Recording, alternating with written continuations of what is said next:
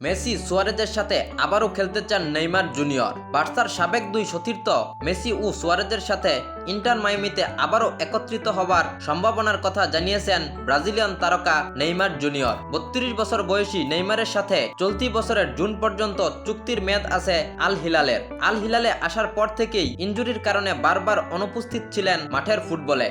এতে সৌদি লিগে নেইমারের ভবিষ্যৎ নিয়ে প্রশ্ন উঠেছে।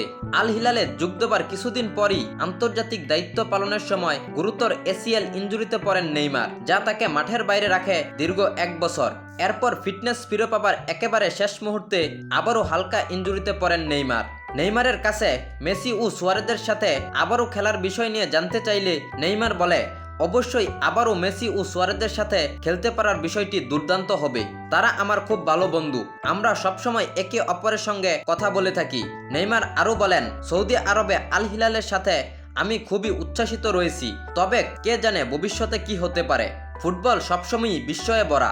2023 সালের ডিসেম্বরে MLS এর ক্লাব ইন্টার মায়ামিতে মেসি ও সুয়ারেজ আবারও মিলিত হয়েছেন। তারা দুজন মিলে 2024 সালে মিয়ামিকে MLS এর শিরোপা উপহার দিয়েছেন। আল হিলালের ফুটবলার নেইমার 2026 বিশ্বকাপেও ব্রাজিলের জার্সিতে মাঠে নামার আশাবাদ ব্যক্ত করেছেন। 2026 বিশ্বকাপ নিয়ে নেইমার বলেন, আমি অবশ্যই 2026 বিশ্বকাপ খেলার চেষ্টা করব। আমি সেখানে যেতে চাই। আমি জানি এটাই আমার শেষ বিশ্বকাপ, এটাই আমার শেষ সুযোগ। সেখানে যাওয়ার জন্য আমি সবকিছু করতে রাজি আছি।